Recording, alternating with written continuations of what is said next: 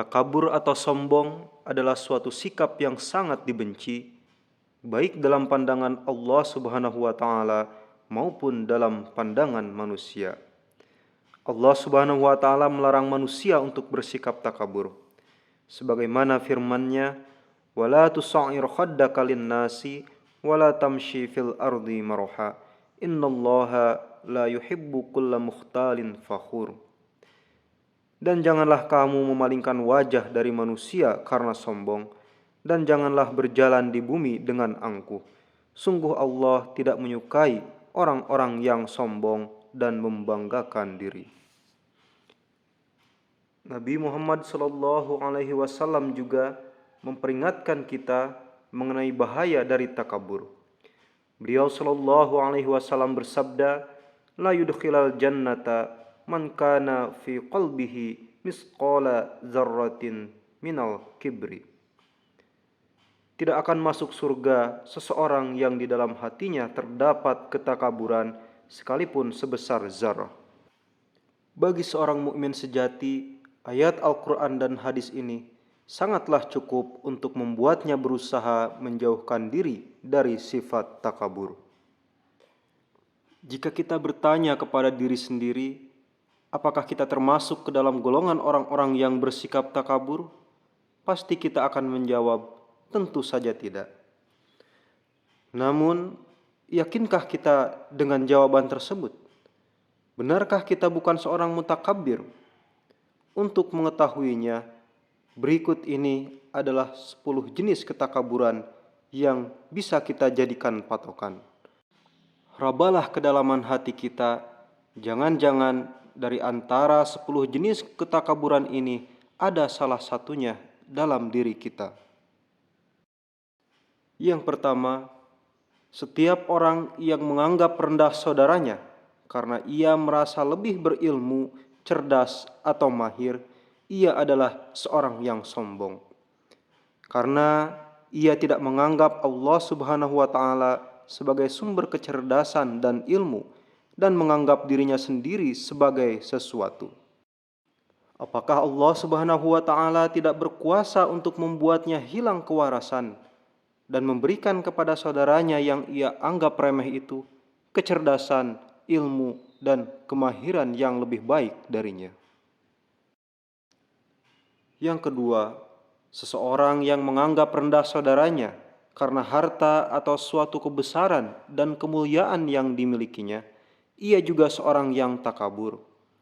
Karena ia lupa bahwa Allah Subhanahu wa taala lah yang telah memberikan kebesaran dan kemuliaan tersebut kepadanya. Ia buta dan tidak memahami bahwa Allah Subhanahu wa taala berkuasa untuk menciptakan suatu siklus di mana ia akan terperosok ke posisi yang paling rendah dan menganugerahkan kepada saudaranya yang ia anggap hina itu harta kekayaan yang lebih banyak dari miliknya.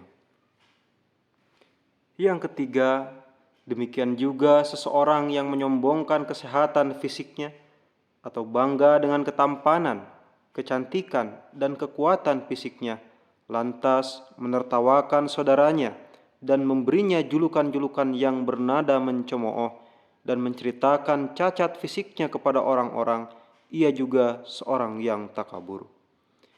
Ia tidak mengenal Tuhan yang mampu dalam sekejap menurunkan suatu cacat fisik kepadanya, sehingga ia menjadi lebih buruk dari saudaranya itu. Dan orang yang ia pandang hina itu diberikan keberkahan dalam kesehatannya, sehingga ia tidak memiliki suatu cacat atau kekurangan apapun. Karena Allah Subhanahu wa taala berkuasa untuk melakukan apa yang Dia kehendaki.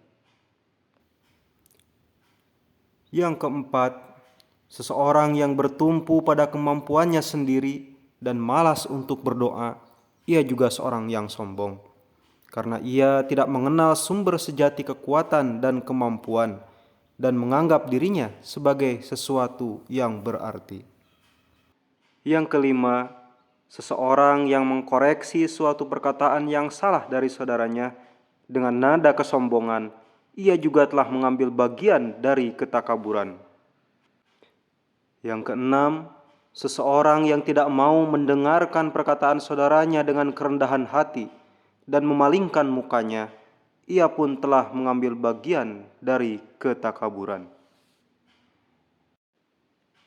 Yang ketujuh, seseorang yang tidak suka ada seorang saudaranya yang miskin duduk di sampingnya, maka ia pun telah mengambil bagian dari ketakaburan. Yang kedelapan, seseorang yang mencemooh dan menertawakan orang yang berdoa, ia pun sesungguhnya telah takabur. Yang kesembilan, seseorang yang tidak mau menaati seorang utusan dan Rasul Allah Subhanahu wa taala, ia juga telah mengambil satu bagian dari ketakaburan.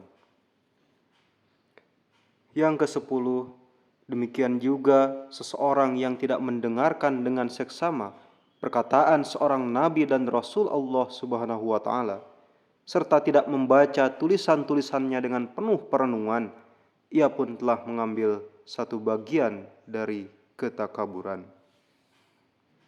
Itulah tadi 10 jenis ketakaburan.